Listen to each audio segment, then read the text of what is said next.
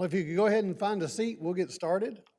And then you'll have time after the first presentations to go back around and meet everybody again. I would like to thank everybody for coming and on the live stream as well. My name is David Kelly, the town manager here at Oak Island. And we're going to have staff tonight presenting our hurricane plans to everyone. What it's going to be is everybody's going to have 10 minutes. They're going to come up, make their presentations, then you have a few minutes for questions and answers. And if we don't get everything during that session, during the 7 o'clock break or 7:10 break, you can find one of them and ask them questions during that time as well. Administrative part, what we do is during hurricanes, if we have a storm coming, we do a thing called state of emergency or a declaration. We have to put those in place. They involve curfews, alcohol sales, and things like that. With those also comes mandatory and voluntary evacuations. Council just changed one of their policies at the last council meeting, sort of laying it out that we will do mandatory evacuations for visitors and their guests during tropical storms that we think is going to make shore. As we all know, the last tropical storm that came in pretty much is a hurricane that came in when it came in. So we're starting to look at all those the same kind of ways. Let's see, Mr. Hatton, he's not here tonight. He's our finance director. As the storms come in during the admin part, we started assigning monies and moving monies around to make sure that we can start giving staff the monies that they need to make the repairs, bring the contractors in and those kind of things. And all those things are approved by council. So we're not just spending money freely. We take everything to council and then they approve the appropriation of funds. Rose Brom, assistant over there, she handles everything with FEMA. FEMA changes their guidelines probably daily. Some days they want to hand you all the money they have. Next day they don't want to give you anything. And they always change quantities, volumes, descriptions, those kind of things. One day they want it this way. Next day they want an engineer stamp on it. And then you have to put this notice in the paper, this notice at the job site. And it's starting to involve more and more daily work. But the good thing is now they start giving us money for administration costs, which we used not to get back. But it's up to these guys and girls to make sure that they turn everything in that we need. So Rose, before the storm gets here, gives them all their packets, time sheets, equipment list, purchase orders, everything has to be documented. We have a drone person now on staff, Sean. He's not here tonight, but he will now fly everything before hurricane season starts. So we have all the documentation and records that we need for the way the things look before and after. That's a new thing they picked up. They wanted still shots, videos of everything that we had. We used to fly with a helicopter, but now that we have the drone here, it's going to be a little bit easier for us to document block for block. So that should help out. But like I said, each presenter is going to have 10 minutes. During that time, they'll make their presentation. Feel free to ask them any kind of questions. They should be able to answer about everything. All of them here has gone through a few storms. We do have experience that way here, which is sometimes good and bad. But no storm's the same. Sometimes it's wind, sometimes it's rain, sometimes it's storm surge, and then sometimes it's just flooding. So it's a variety of things. Nothing's the same every time. And so we sort of plan ahead. Sometimes we cut utilities off. Sometimes we won't have to cut utilities off. But it's just things that we are learning, and the storms that are coming in, we're starting to get more and more storm surge because of the condition of the beach. Luckily, we got our sand project done for 2 storms ago, Matthew. Florence is this winter. So with that, we're hoping to keep the water pushed back so we don't have the same storm surge we had the last storm. And that's what that's for. But with that, I'll turn it over to staff, and I think Mike, the information guy, will come out, and he'll talk to y'all next. But thank y'all for coming. I think I'm more for some Q&A here, but I'm actually live streaming right now too, so I'm having to manage that as we broadcast well, and so we're going on with that. So I'll be very brief in what I'm saying. Mike Emery, I'm the communications manager with the town. I've only been here for about 8 or 9 months, but very, very happily integrated thus far. While I may be new to the town, I'm certainly not new to hurricanes or other severe storm events. In the event that we do have a severe storm or hurricane or other such event, the main source of information is going to be the town's website. There is a multitude of information sources out there. Other websites that are similar to ours or mimic ours. Certainly social media, that is a very open frontier of information to find. The town does maintain social media accounts. The town has its website. The town also has a television channel that we broadcast on, Spectrum Cable Channel 8, known as OKI TV.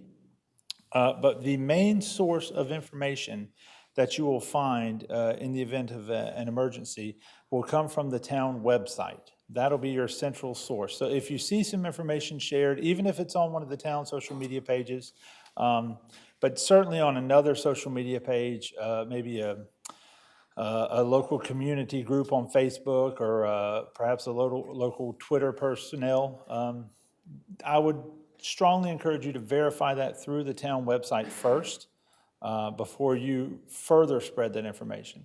Because that's the key way that misinformation spreads, is when we see something that looks legitimate to us and we think, well, that'll work for me, and then we spread it. And then we are then assisting that spread of misinformation. So the number one thing I would ask is that you verify. If you see something during an emergency event, and even if it kind of seems right or timely, just verify it, go back to the website. In times of emergency, we will take our website and activate it into an emergency mode where it will have a specific page set up. And we will also create a URL custom to the event. So let's just say we have a Hurricane David Kelly or something, I don't know, whatever you want to say.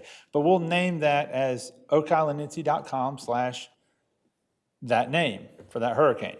And so we'll make it very easy to get to. It'll be right on the home page when you go to our website, and very, very consistent and ease of access are the two main topics that we have to deal with when we're in an emergency situation. So that said, we then take that and then spread it through our other outlets as well.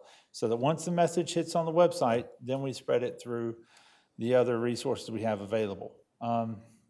Real quickly, by any chance, are there any managers of any local Facebook groups? I know the town has several, and this area in general has several Facebook groups and fan pages and things like that. If there's any managers of any of those Facebook groups, please see me before you leave tonight.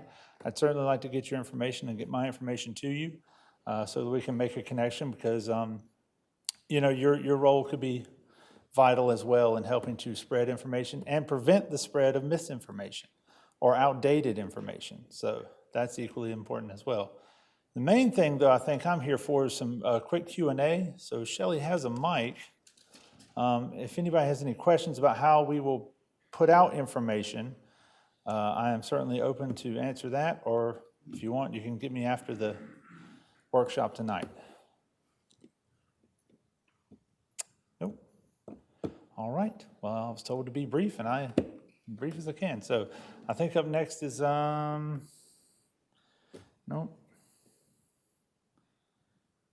Mark Moore. Well, good evening. Thank you for all coming. And I'm Mark Moore. I am the wastewater superintendent here, and I've been here for 21 years. And this is Trey Bivens.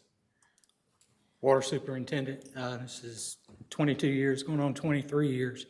And we're going to try to be brief too and maybe answer a few questions. And we're here about hurricanes, so to make it simple and quick, what we do during a hurricane is we follow standard operating procedures, which we hope you do also. The first thing we'll do, any tropical storm or hurricane, we begin our preparations. And the preparations that we actually work on all year long so that we don't have to do it at the last minute, because it does happen frequently. One of the things we know people have questions about is water and sewer during a hurricane. That's a tough question. There are areas that there may be times during a hurricane when you will not have water and you may not have sewer and you may not have electricity. That's why we recommend evacuating. I evacuate. This gentleman here evacuates. In those standard operating procedures, we'll fill all of our water towers and shut the valves off and hold that water in case after the storm, when it's passed by, if there's a fire, if Brunswick County were to have a problem and not have water, we would have water, hopefully, to put out a fire. That's one of our main things that, on the water side, that we do. In normal times of hurricanes that I've been here, we've only had 1 or 2 times we've had to shut the water off. Most of the time, the water will make it through. Mr. Moore can speak on the sewer, but I would like for you to know that if we have to, Mr. Moore has to shut the sewer down, more likely you'll also be without water. So take that into account when you decide to stay for a hurricane, because this last storm, it took us 47 hours to get the water back up after we turned it off. So people did go without water for a few days. And then, of course, we have to run, when you shut the water off, you have to run total coliform samples, make sure the water's safe to drink before we can put it back online, and that can be time consuming. Anything you want to say? Just when it comes to the preparation, there is one thing. Our preparation consists of shutting the vacuum sewer system down on the beachfront, anywhere from Pelican, Dolphin, West, East Beach, the entire thing, just for the protection of the infrastructure and speedier recovery when it comes. Because what we do is we'll break it down into sections, operational valves will get shut, and then in terms that allows, in case there's any broken lines, sewer service caps, things like that, that may have inundated with water, sand, so forth, being broke down, we can come back, break, and go back to the sections and start from the station and work our way back out to there. So that way we can eliminate any problems. But sometimes it's just, you have to be patient. Sometimes we run into situations where it takes a little bit longer. But that's pretty much why we shut everything down on the beach, just to protect the system, basically. So, we have been blessed over the years. Most of the time, I think a lot of people stay. I got used to staying for years because we would leave and come back and nothing would happen. And I think this last storm should show us all that even though it's not a named storm, it could be bad, and you could be stuck without utilities for a while. So take that into account when you decide to stay. And also take into account that fire department or our department or whoever through the middle of a storm, we can't come help you. We're not going to put our people in danger. So once we make that decision, we all do it. But you are kind of on your own. And I'm sure Chris will get to that when he speaks. If you have any questions, we'd be glad to answer your questions. We're trying to make it brief as we can. I figured we'd get hammered with the utilities. I don't mind. They're always telling you these like rumors, whatever, fill up your bathtub and fill up your washing machine with ice and stuff during storms. I mean, what do you recommend if your water's gonna be cut off? If your water's going to be cut off, if we say we're going to cut the water off, we're going to cut the sewer off, yes, that would be a great idea to fill up your bathtub. Fill up your tubs. You can use that water, for a lot of things. But, and on another note, when you're using the water, and a lot of people will use that to flush their commodes or to do whatever, just be prepared that if your area, which we try to work with, like Mike was talking on the internet, when certain areas are shut down, we'll be communicating with him to bring, what areas are opened and still closed, and try to give an ETA of when we anticipate. So just be prepared if you start to back up in your own house that, that's just something to think about. Yeah, something to also remember is there may be times when the sewer could be shut down and the water still remains on. So be aware that if you're flushing your toilets or running your showers, that water's not going into the sewer system. And there's a possibility it could back up into your house. So, the town can't be responsible for that. So that's why we'll try to make everyone aware where the areas is shut down, what's shut down. But just be aware, if you flush your toilet in those times and something happens, don't keep flushing it. I think you answered my question. Okay.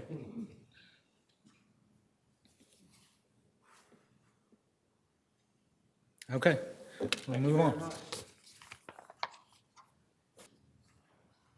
Everybody's been quiet up to now. Cops are here. Figure it's getting ready to come around pretty quick, so. Chris Franks with the Oak Island Police Department, Assistant Chief. Basically, what we're gonna do is we're gonna operate as we normally do. We're going to be out there, we're gonna be responding to calls, we're gonna be monitoring the weather just like everybody else is. If there's an area that needs to be shut down due to heavy rain before anything else happens, we're gonna be down there working with that.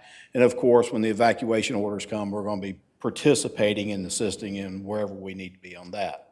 Once that happens and the storm arrives, of course, we're not gonna be out there putting ourselves in danger, but just as soon as it's over, we're gonna be out and we're gonna be handling the things that need to be handled as far as what the town has determined as far as shut down areas, closures, or anything like that.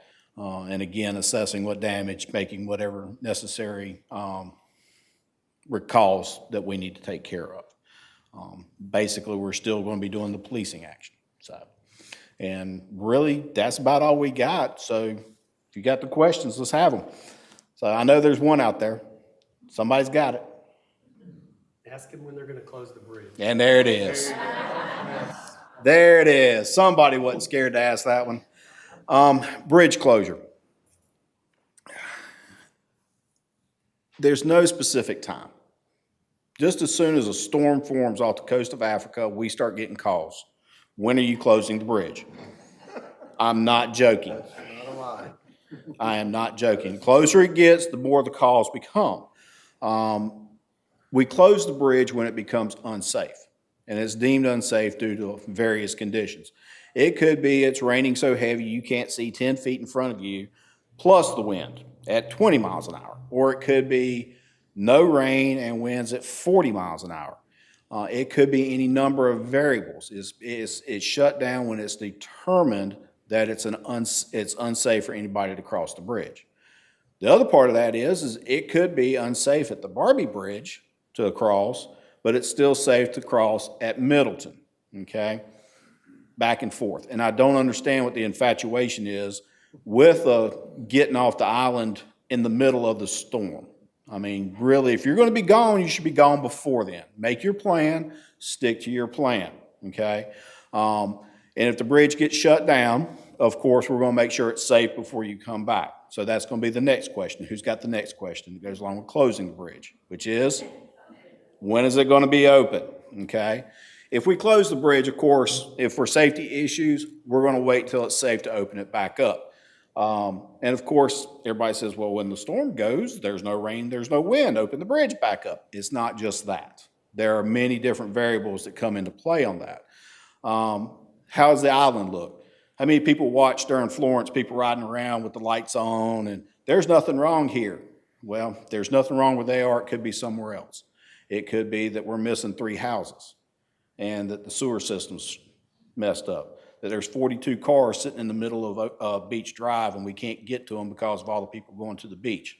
I got the picture of it, okay? There's a lot of different variables that go into it. It's not just, well, the wind stopped and the rain stopped. We have to make sure it's safe for you to return. And it's not just that. We have the utilities that we worry about. During Florence, one of the coastal communities opened up their bridge and said, come on back. Within 2 hours, people were calling the health department complaining because there's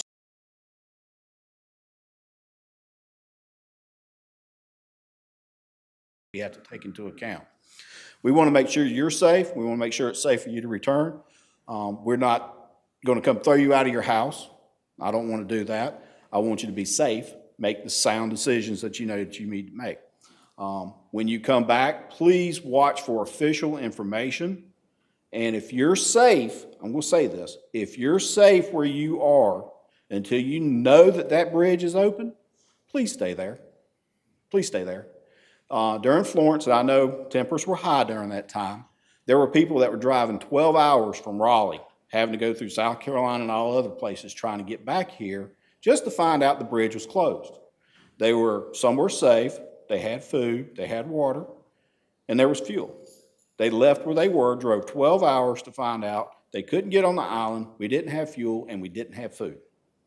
So make sure you're safe, make sure it's safe for you to come back, and we'd be more than glad to have you back at any time. Any other questions? Bridge opening, bridge closing. That's all. Re-entry, that changes. I would like to say it's simple. That's changing. Normally, if you have something stating that you're a resident, your driver's license, registration card, if you're a homeowner and you have your tax bill, water bill, something like that, showing this is the property that I own, that is what would be required. We've gone through different stages of allowing people back to just residents, to homeowners. Sometimes it's just as easy to get out of the way and say the bridge is open, and keep a certain area closed. But normally, if you have an ID or something that says that you own that house or that residence, then that'll get you back onto the island. So, but please check the website because all that information will be there. Yes, sir. I guess the next question is, are there additional policing resources available after a storm to protect property, prevent looting, and things like that potentially could happen? You want to talk about that? Okay. The question is, for those that are on the live stream, are there any additional policing resources that are available following a storm that we can call on to prevent looting, nefarious contractors, things like that? Yes, there are resources that we can call, and we have done it in the past. We've called other agencies down to assist us with doing this, anything from the National Guard all the way up to sheriff's departments and other local police departments coming down here. If we need them, we will not hesitate to call them down to assist. And it's a need based. If we look and we say, okay, we've got this, it's going to be an extended period of time, we start working on it right away. Anybody else? All right, I'll let Chief Anselmo, and if there's any questions that come up, just let it come up with us. I'll be up here too, so it's all you do. Thank you. Thank you. Good evening. Thanks, everybody, for coming. I'm Chris Anselmo. I'm the fire chief. I've been here for since 1999. So I've been on this island in the fire department here for every single hurricane since Floyd. I have not missed a single one, and I've been here for days at a time through each of them. So the biggest thing that we do in the fire department is we got this really cool Xbox game. No, I'm only kidding. So we do a lot of preparation in the days coming up to the hurricane, because we have a lot of equipment, chainsaws, and all kinds of power stuff that we need to make sure that's running, and we have fuel, and we have all that stuff. Basically, what we do with our staff is we take 2/3 of our staff, and they're stuck here with me and the assistant chief for the hurricane. We take the other 1/3 of the staff and we let them free. We let them go do what you want to do. Because when it's over, we need fresh bodies to come in and take over for us so we can leave. Because most of the time we'll be here for 2, 3, 4, 5 days. So we kind of keep a fresh set of people. And they know when we let them off that I don't care where you go. I don't care if you go back to Ohio or go down to Florida or whatever. But when that hurricane is over on this day at this time, you better be here because all of us want to go home. So this way we have fresh people to come in, and they may end up being here for 2 or 3 days straight while we get some rest. During the hurricane, if it's a voluntary evacuation or a mandatory evacuation, like everybody said, make sure you please pay attention to official news, town Facebook page, website, fire department, police department, that kind of thing. Because it is very, very important. Otherwise, like what happened in Florence when we had a whole bunch of people, like Chief Frank said. So we really want to make sure that everybody is safe. We really want to make sure that when you're here, if you decide not to leave in a mandatory evacuation, there is going to be there's a point in every storm where we simply cannot respond. We cannot put a truck on the road. And that's what we're most concerned about for the people that stay, because it's not that we don't want to come, but there were points in Hurricane Isaias that we literally could not.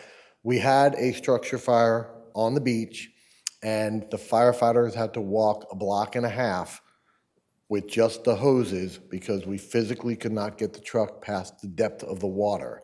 And so they were fighting fire a block and a half away from the fire truck, and at the same time, we were getting fire alarm activations everywhere else, like 15 or 20 of them, and we could not even access those areas.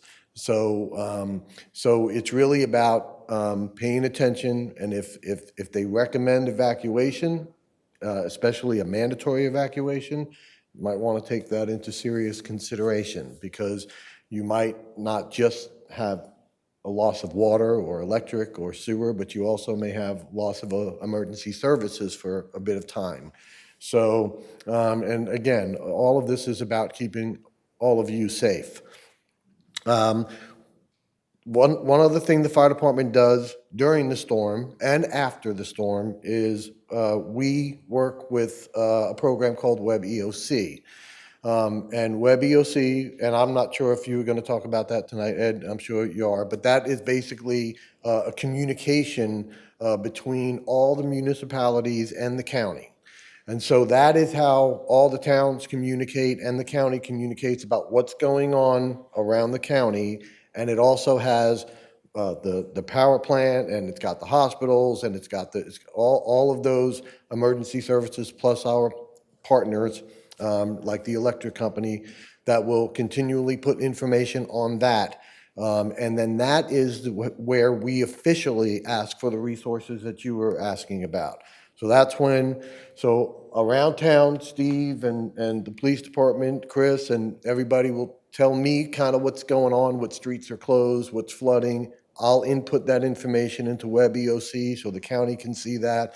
If we know we're going to need the National Guard or we're going to need a high water vehicle, I input that information into Web EOC, and then Brunswick County Emergency Management make sure that we get those resources. But you have to remember, those resources may not come for 2 days, a day, 3 days. It depends on the severity of the storm and how widespread it is and what we have available to us. But that also includes the National Guard or other sheriff's departments that are kind of away from the storm that can spare guys that will come down and help like they did the last time. And of course, so that's another thing the fire department does and keeps up with.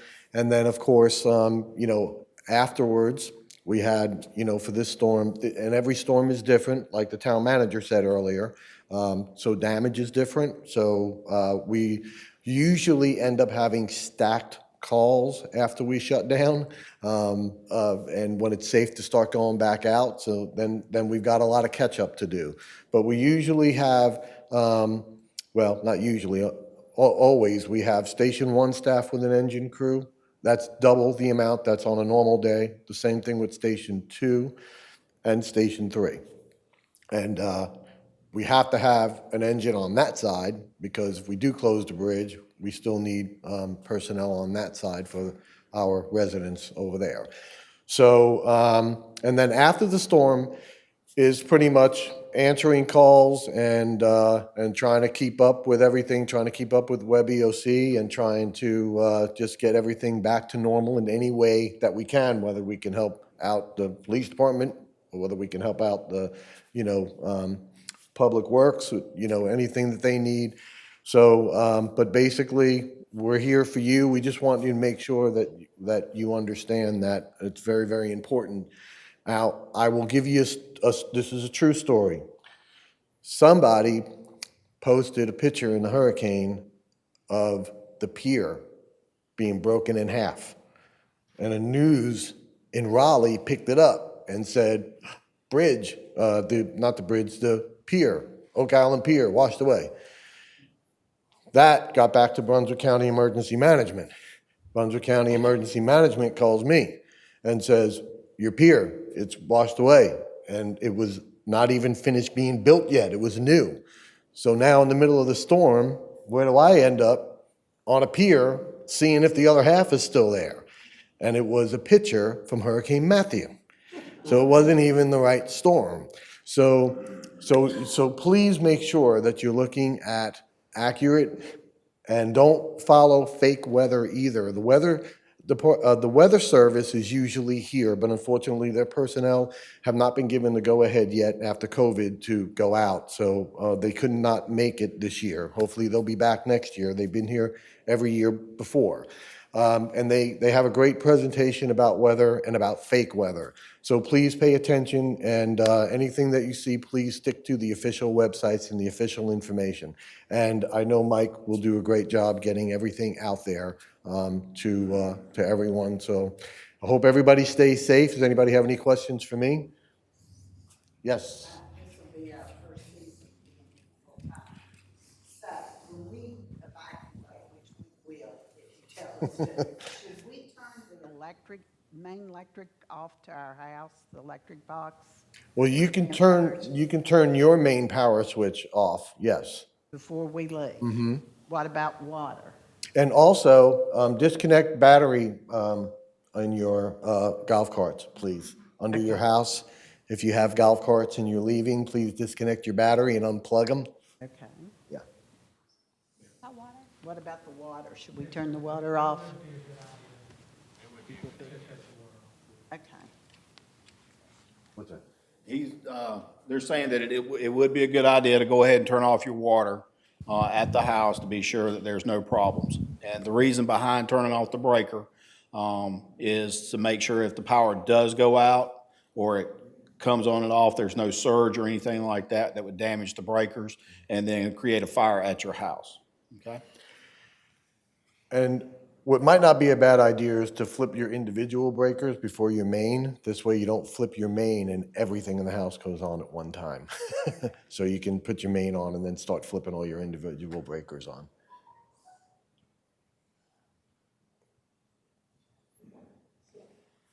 What did you mean, what you, the golf cart besides not having it plugged in, obviously? What are you doing with the batteries? Are you taking? So some people have their batteries plugged in and charging.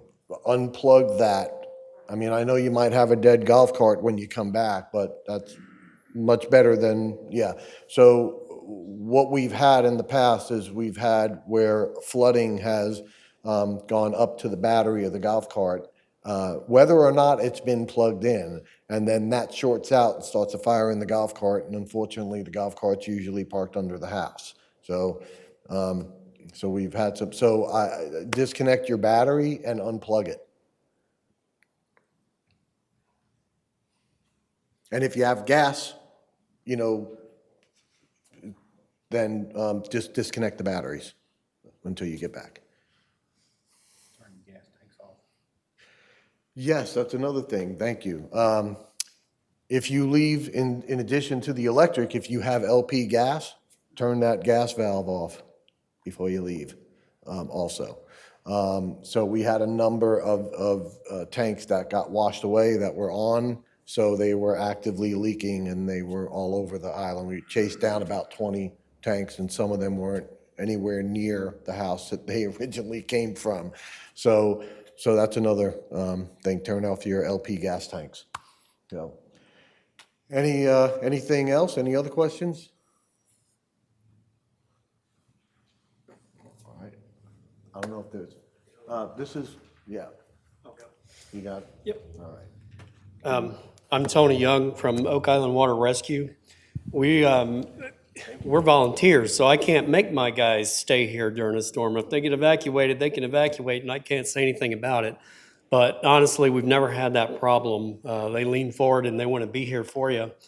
What I want to talk about is, if you remember storms past, What's the weather usually right before a storm and then right after the storm? It's, summertime, it's beautiful, it's hot out, and everybody wants to go swimming. So I just want to caution you that a storm could be out brewing off Bermuda, and we could have dangerous rip tides right here on the beach. So rip current is the biggest killer in the water, and hurricanes just make it all worse. So we have a really strong presence on Facebook, and also our website is linked to the National Weather Service in the town and a bunch of other places.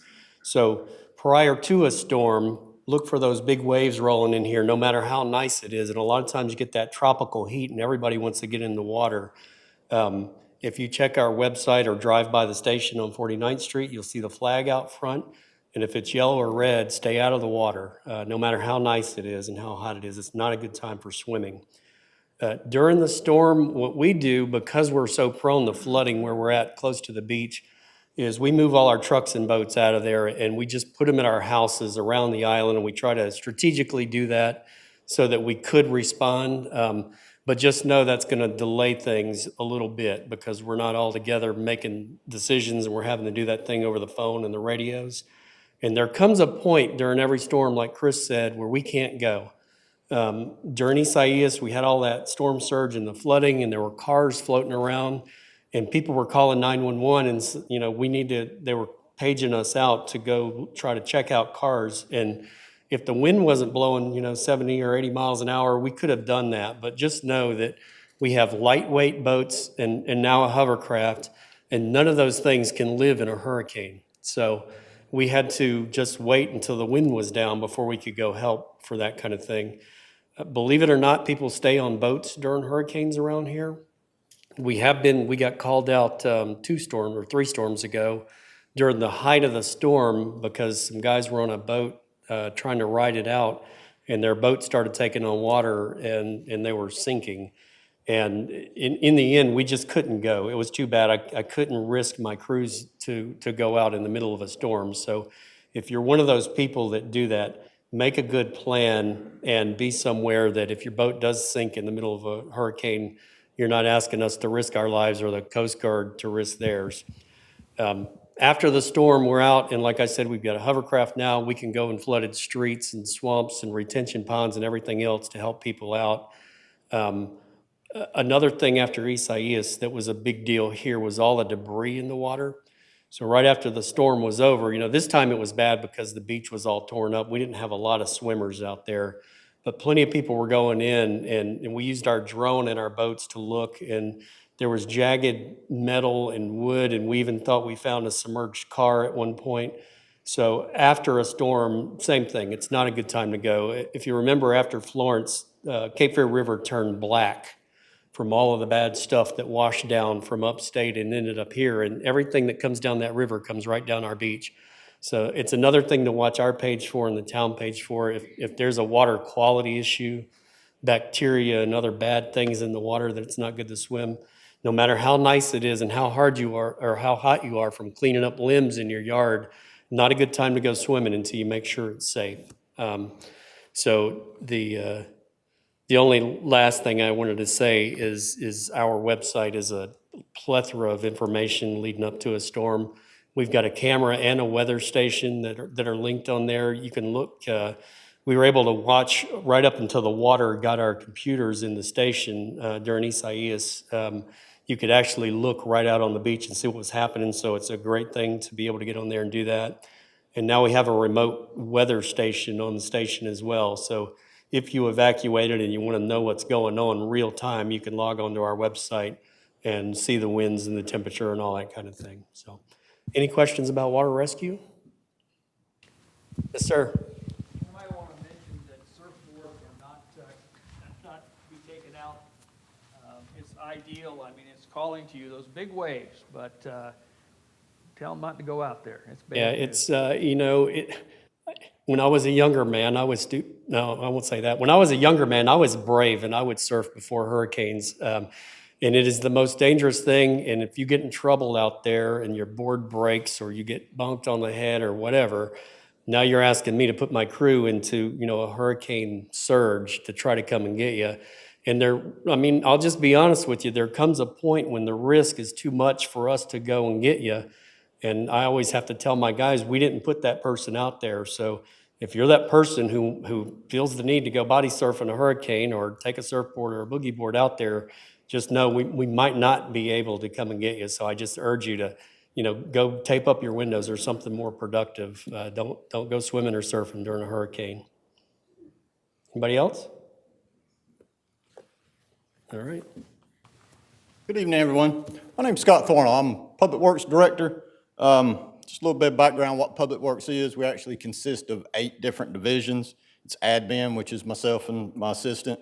We have the fleet maintenance, solid waste, operations, street maintenance, stormwater maintenance, our facilities, which looks after all the town buildings, and then the par 3 golf course also.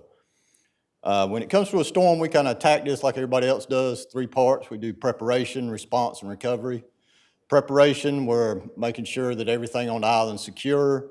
With the buildings, all our stuff we get all the poly carts off the accesses. Make sure like I say, the buildings are secure. Stormwater, they'll start checking all the drainage, any structures or anything, make sure everything's open. Solid waste, we'll make a hard push to try to get everything up out of the right of way. And we're also kind of the town's labor force, so we also just respond to anybody that needs any help.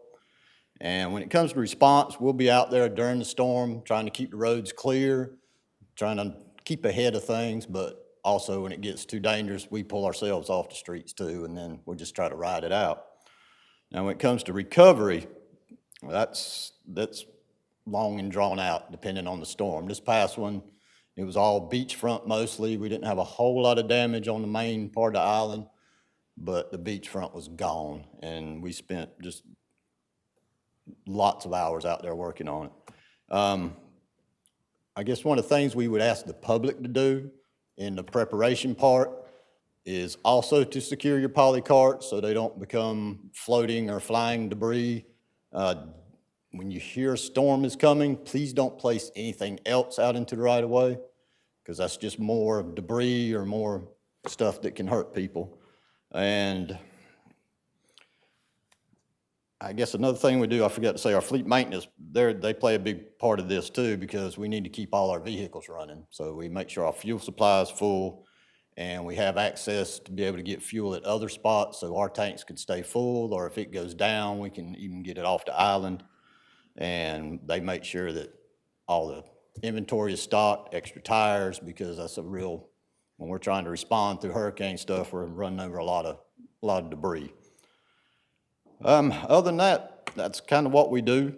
Like I say, it's also in preparation. If you do see drainage problems, call ahead. Give us the opportunity to maybe, if you see a ditch that's too full that you don't think is going to run, I know we do have a lot of that. We work on a lot.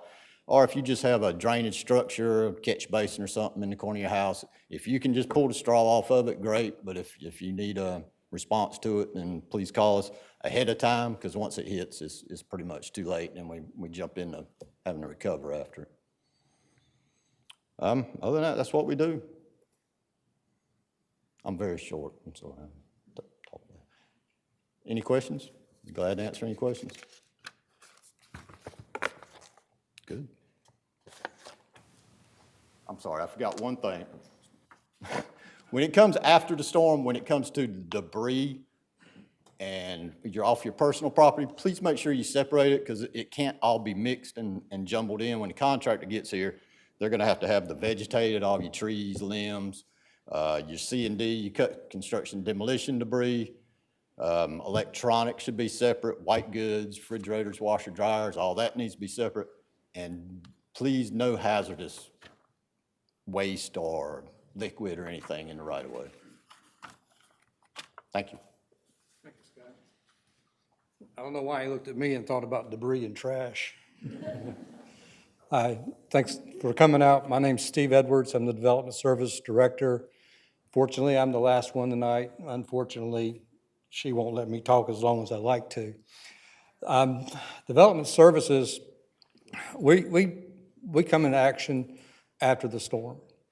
We're about damage assessment. We have a team that we put together, volunteers every year. We just put our team together this past May. I believe it was May, but the months have run together for us. We've got somewhere around 70 team members, and after a storm passed, we'll call them in for damage assessment. And what we need to do is, it's called a windshield inspection.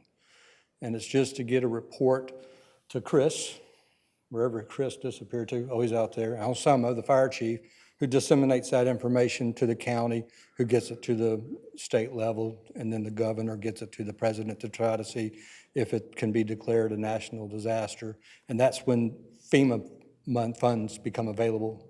And so it's very important that we do that.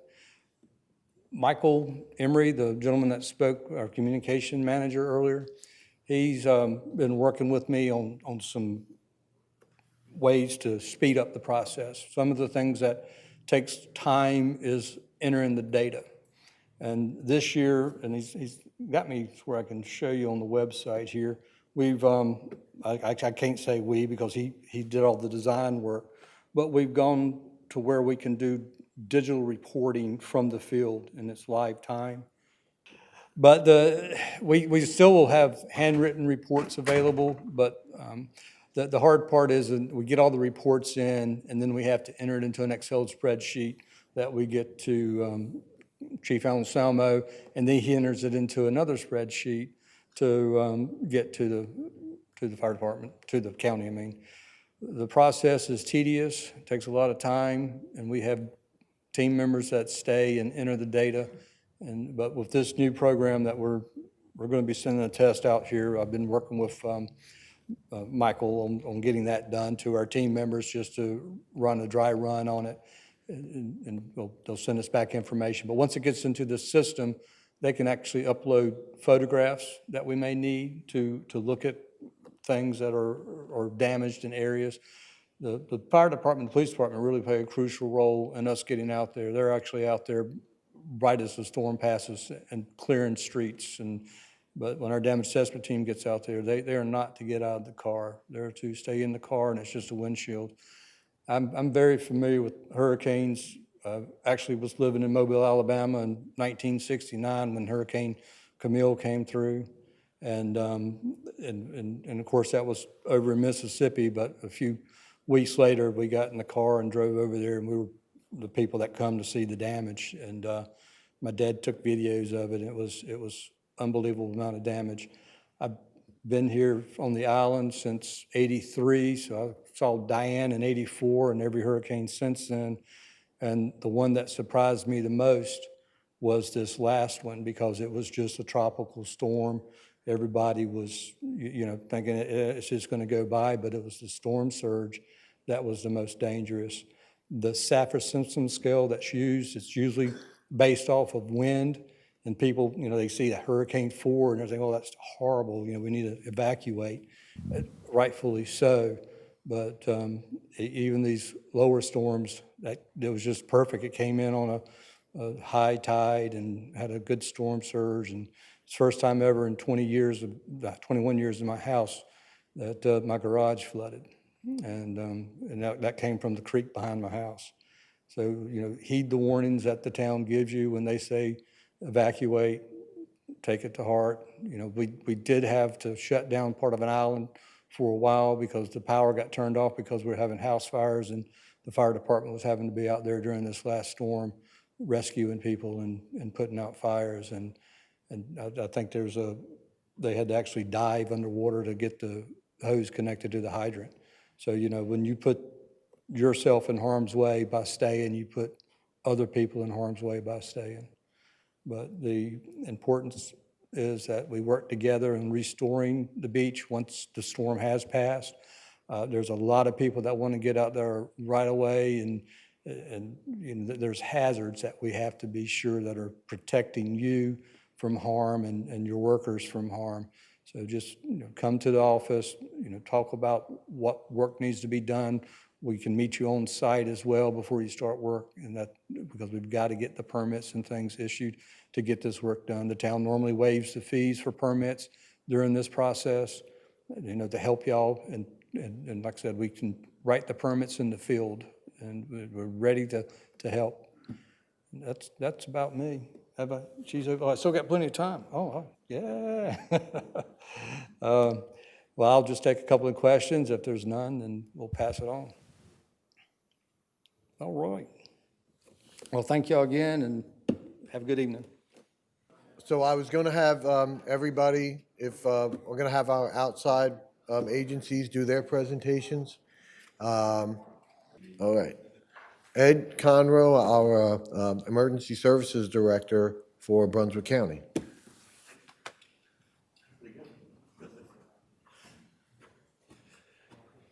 Good evening. Like Chris said, my name is Ed Conroe. I'm the Director of Emergency Services for Brunswick County. I've been with Brunswick County a little over 2 years, April 1st. I'm another transplant from New Jersey. So born and raised there, retired there, and came back down here. Under emergency service, I have three main primary responsibilities. One is Office of Emergency Management for the county, countywide EMS, emergency medical service at a paramedic level, and then I have County Fire Administration under me, which is a liaison. But to go backwards, explain a little bit, I have a fire administrator that works with the fire departments, municipal and nonprofit fire departments, helps them with their funding and their different structure and kind of coordination. And during disasters, they kind of work closely on making sure they have appropriate resources, additional resources. When Chief Anselmo called and said, I need 20 engines from another part of the state, he's one of the ones that coordinates that and helps get them resources. EMS division is one of our largest divisions. We have countywide EMS service. We support multiple things. One, we support sheltering operations with paramedics. We do support evacuations. Kelly will talk about access functional needs. If there's residents that can't evacuate on their own, if we can't put them in a bus, they need medical assistance, we can deploy an ambulance, or we have a big ambulance bus that can take multiple patients and move them to an area of safety. And then part of that also, we have our swiftwater rescue operation. We're a state-sponsored team for swiftwater rescue. So unlike the water rescue team that's on the beach here, we're primarily responsible for floodwater, swiftwater, special operations design. We have special boats that go in high hazard areas to do search and rescue operations, and we coordinate that through emergency services. Additionally, we have a paramedic unit that's stationed at the Cowswell Beach Fire Station from Southport. It's a paramedic. When there's a storm coming, we move that ambulance off the island. That usually goes to Executive Park across from St. James because we want them to be in a safe area. So it's important for us. We want to protect our people, and that being so close to the beach, we want to move them inland a little bit or strategically place them somewhere else depending on the water. Big responsibility, we're here for, is the Office of Emergency Management. So we are responsible for coordinating the response efforts between our municipal partners, our private partners, state emergency management, and county resources prior to storms, the planning aspect, the response level, and then the recovery level. We work closely with all these agencies. Before the storm, we facilitate a lot of intelligence. We gather information from the National Weather Service. We do partner calls with our municipal partners, our other agencies to share information. The Weather Service does a briefing on it. And we try getting our game plan, and that a lot of times starts several days out, and we start getting our plans. And with that information, then we start working with our municipal partners and our other agencies to try developing similar plans. So we make actions. Obviously, if Oak Island decides they're going to evacuate, we don't want to have Oak Island, Holden Beach, Ocean Island, every island all evacuate at the same time. So we kind of try coordinating and facilitating some kind of unified structure so we don't jam up all the roads and get everyone stuck.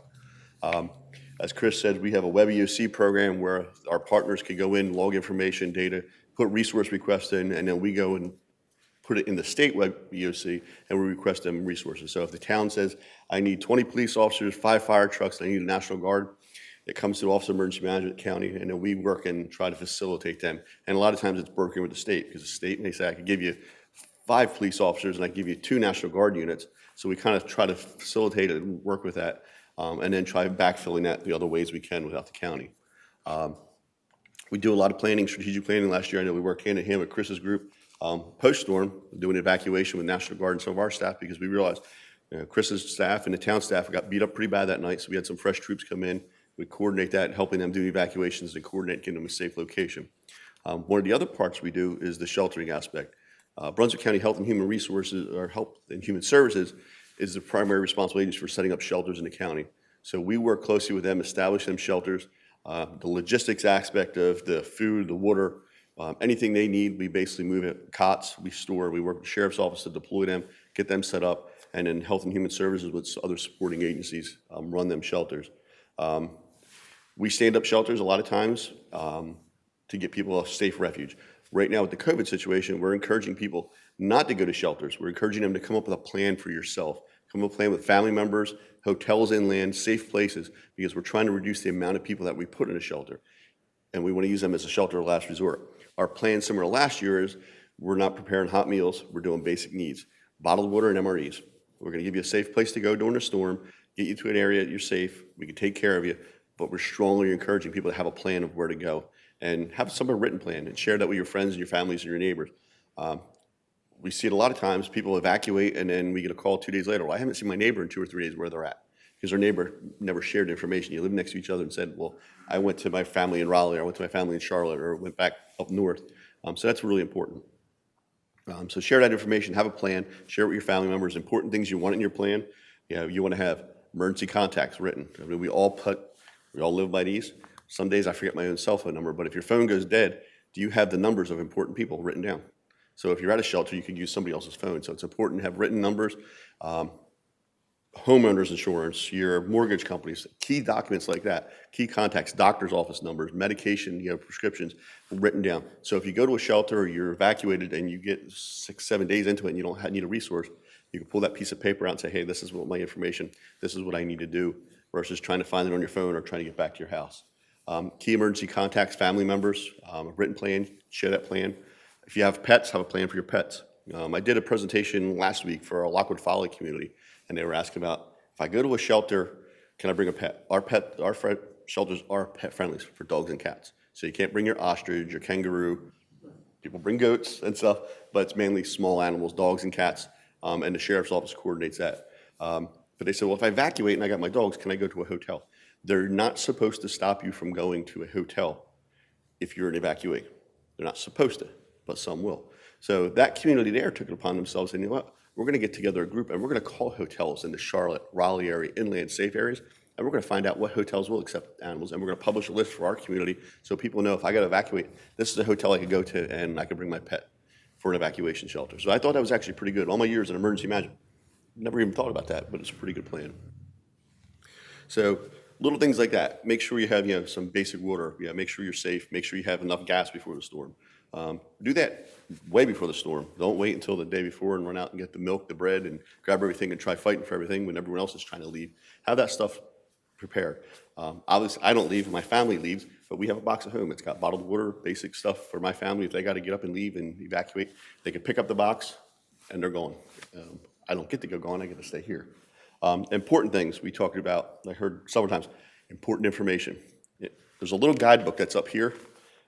Prepare, that's ready@nc.gov. There's a lot of information in that book. The most important information that's in here is page 19. They said, trusted sources of information. That's the number one thing you could grab, because Facebook is always right. They put everything on there. Everybody puts it on there. Reliable resources, a lot of information about what you should do. They're up there. If you need more, use them guides. Second most important information tonight. I wish Mr. Pfaff was here. We work closely with the National Weather Service. So what's everybody talk about in a storm? Well, we got spaghetti models, category 1, category 2, category 3. What's this going to do? Most important thing you can remember, don't worry about category 1. Don't worry about tropical storm force. Don't worry about category 5. Worry about hazards and impacts. That's the most important thing. And a learning lesson from last year. Everyone was thinking, it's a tropical storm. We don't need to evacuate. We don't need to leave. We're safe. We had tourists here, and they were like, well, I'm going to stay on my vacation. I don't have to leave. The number one thing the National Weather Service said to our hazard were storm surge, storm surge, storm surge, storm surge. Guess what we got? Storm surge. So we're not used to that. So that's the most important thing. And the Weather Service preaches that. Don't worry about all them Saffir-Simpson scale of 1 through 5. Worry about the predicted impacts and the hazards that are associated with it.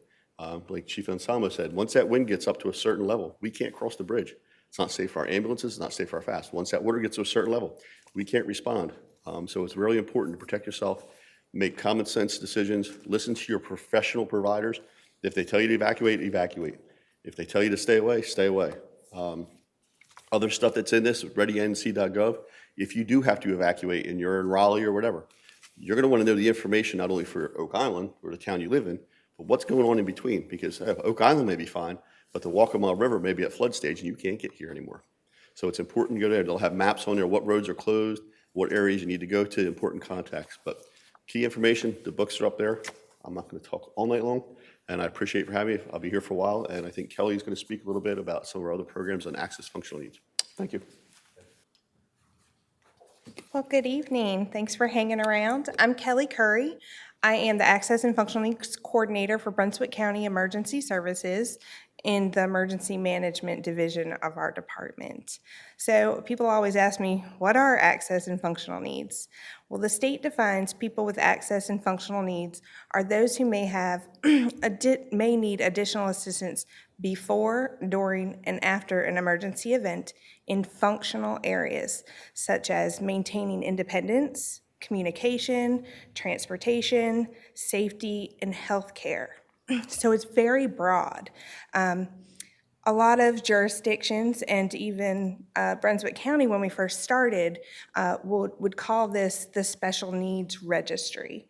And we kind of broadened that to access and functional needs here, as many other places throughout the country did, just because the connotation of special needs really narrowed who was being included. And a lot of that was because residents didn't associate themselves with having special needs. You know, somebody who just didn't have transportation to evacuate, but, you know, they were perfectly physically able, you know, they said, well, I don't have special needs. I don't need to be in that registry.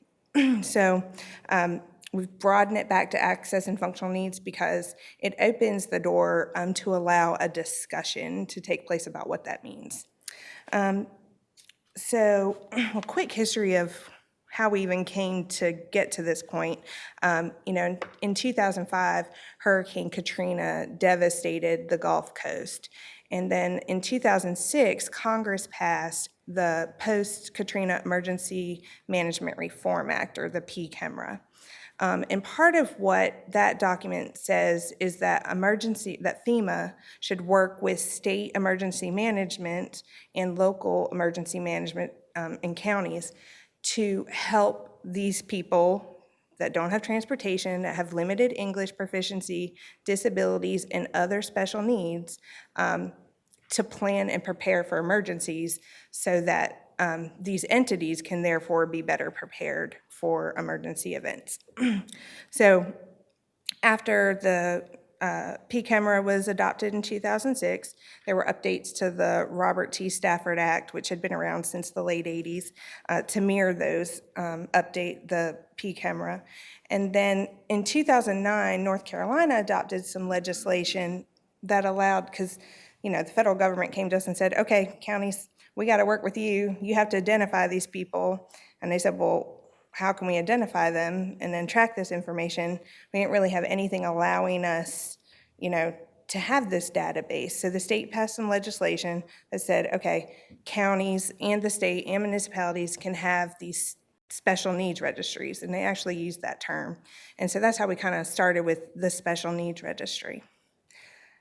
But now we have the Access and Functional Needs Program. So the registry is the main component of our program, okay? We want to identify residents that have these access and functional needs, and then we want to make a plan with them. So somebody signs up for the Access and Functional Needs Registry, I'm going to sit down with them, I'm going to make a plan with them. We're going to talk about all kinds of emergencies, but obviously we're going to focus in on what their hurricane plans are. You know, are you going to stay home? Are you going to go to a shelter? Are you going to evacuate? Are you going to go stay with friends or family? What are you going to do? What have you done in the past, and what do you plan to do? And we're going to talk about all your medical conditions, any kind of special medical equipment you might need. We're just going to try and get prepared. We're going to write a plan. Again, we want you to share it widely with your friends, family, neighbors, so that everybody is on the same page of what you're going to do. So over time, we had this registry. And like I said, that's the main component. Right now, we have about 800 residents in the registry. But over time, we were realizing, okay, well, who's ever working the registry, they're also having to coordinate, you know, finding transportation for these folks who need it. You know, can they get on a bus? Or do they need an ambulance to transport them? Or do they need a wheelchair accessible vehicle to transport them? So that, you know, was falling to the people who were running the registry. And then also, shelter accessibility. So, you know, we were looking to see, oh, we know that we are going to need wheelchairs, extra wheelchairs at this shelter, or we're going to need, ramps at this shelter, we're gonna need a Hoya lift here. So we're looking at all different things and coordinating all that. So that's why we say it's a full program, trying to prepare people and prepare our county for hurricanes and other emergency evacuations. But the registry, again, is the main component that leads those plans. So what can you expect when you're in the real quick. So just to look at, a lot of times we said special needs was looked at as people who were medically fragile or had disabilities. But, this can also be people who don't speak English, women in late-stage pregnancy, those without vehicles, aging adults. So we don't want to get stuck in limiting, don't just think disabilities or medical conditions. We want to be broader.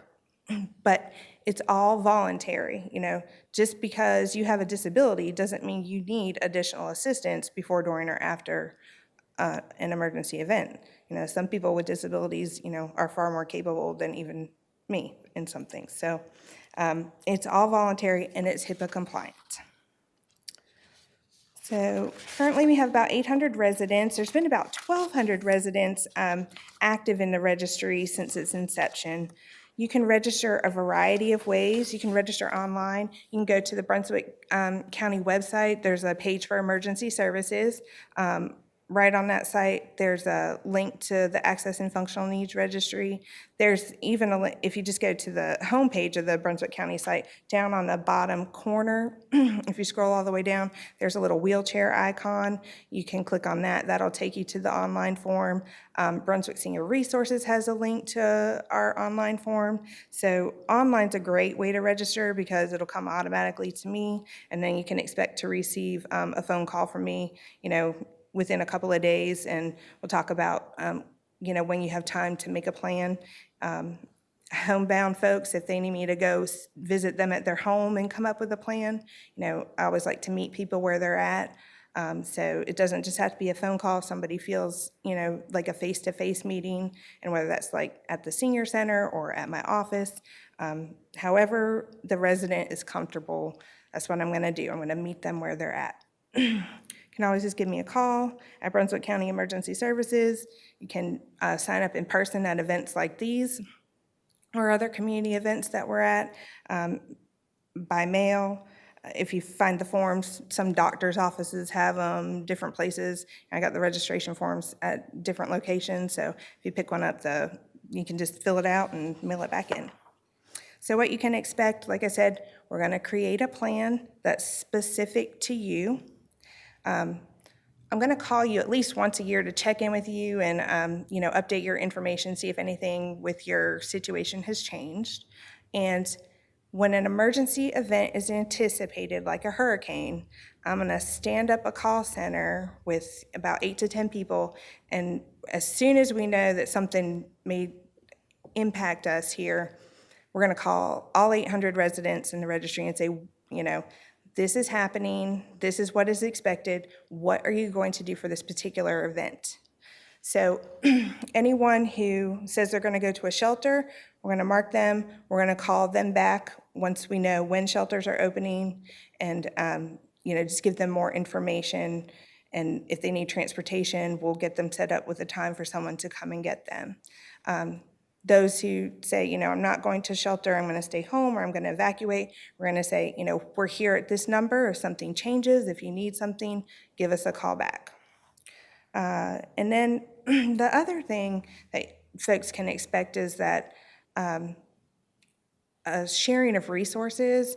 So a lot of times folks go through a situation and they don't know where to start, what community resources are available to them. So I always try to remind them, give me a call, because it's probably not something that I or my department can directly fix for you, but I can connect you with resources in the community. We have a volunteer and nonprofit coordinator that's right in our department who does an awesome job.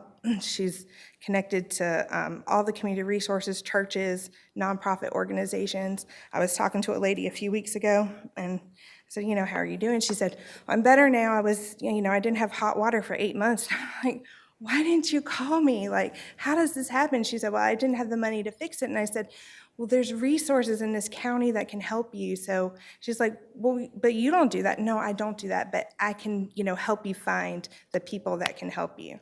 So that's a big thing that we do here, and we work closely. Our fire departments here are awesome.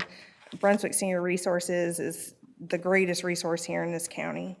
And then I'm just gonna reiterate, broken record you a little bit.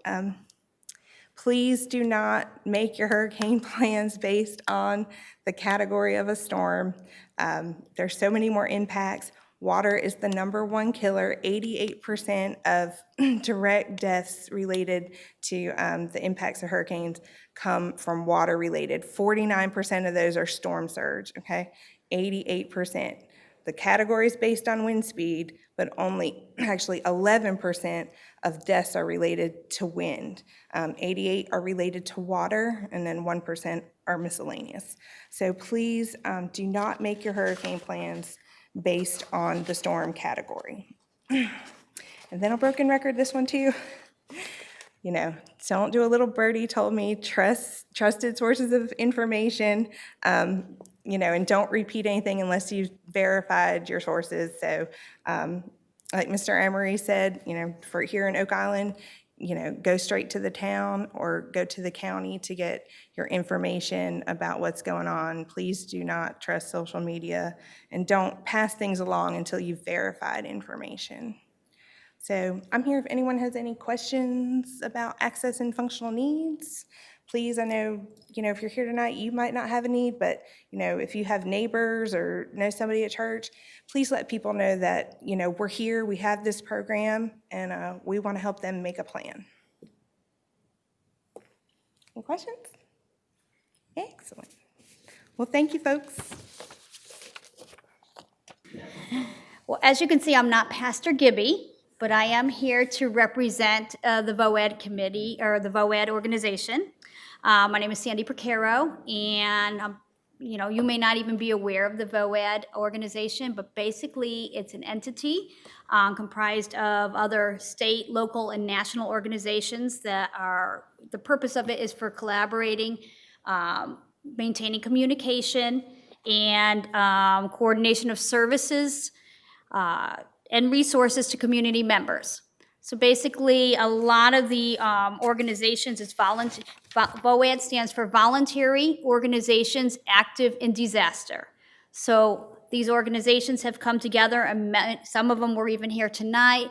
Red Cross, Brunswick Family Assistance, Wilmington Area Rebuilding Ministry, Brunswick Housing Opportunities, Catholic Family Charities. So, it's pretty broad, the organizations that are involved.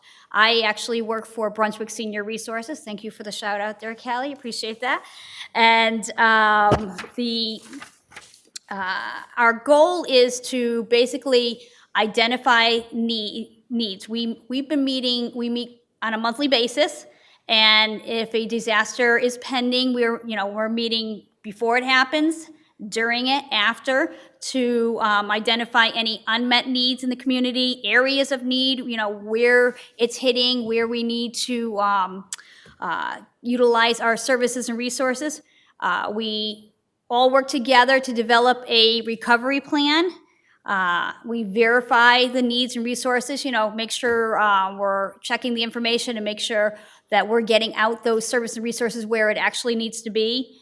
And we coordinate with our partners within the organization to support the clients to achieve the recovery that they need. It was primarily made because a lot of times, during these disasters, there's a lack of communication.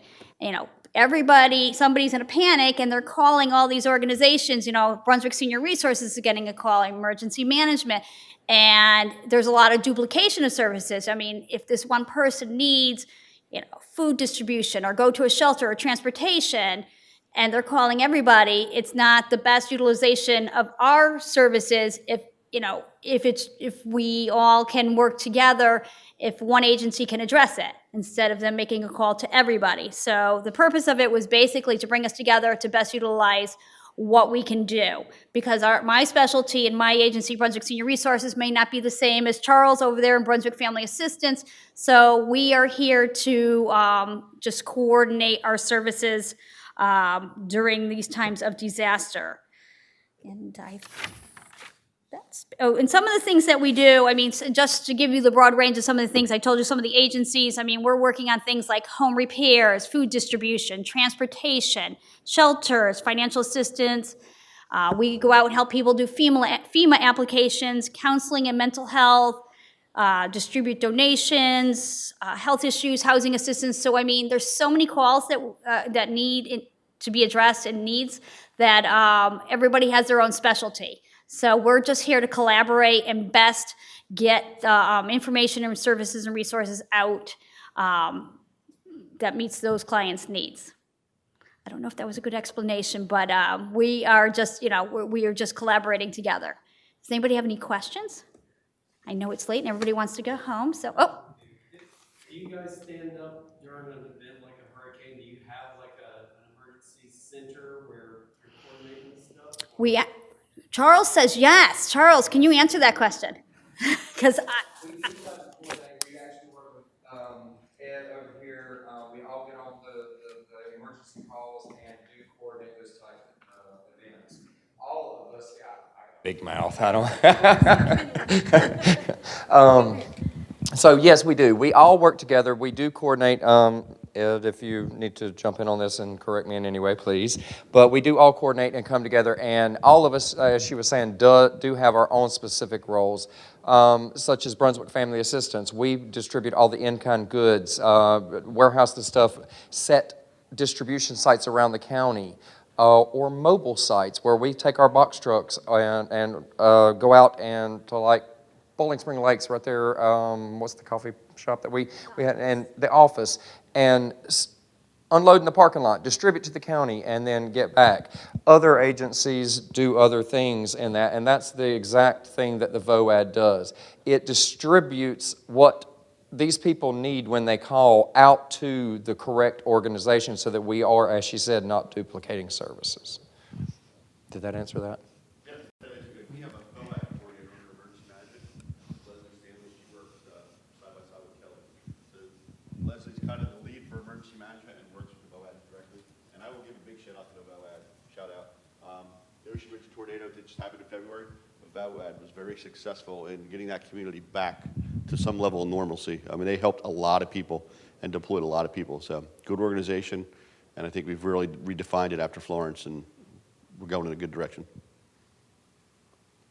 I'm going to pass it off to Charles, and I apologize for not being as knowledgeable. I was just telling Kelly before, I moved here from Connecticut a few years ago, so if you guys hit a blizzard or something, I'm your person. I'm going to advise you what to do, but hurricanes, still new to me, so, Charles.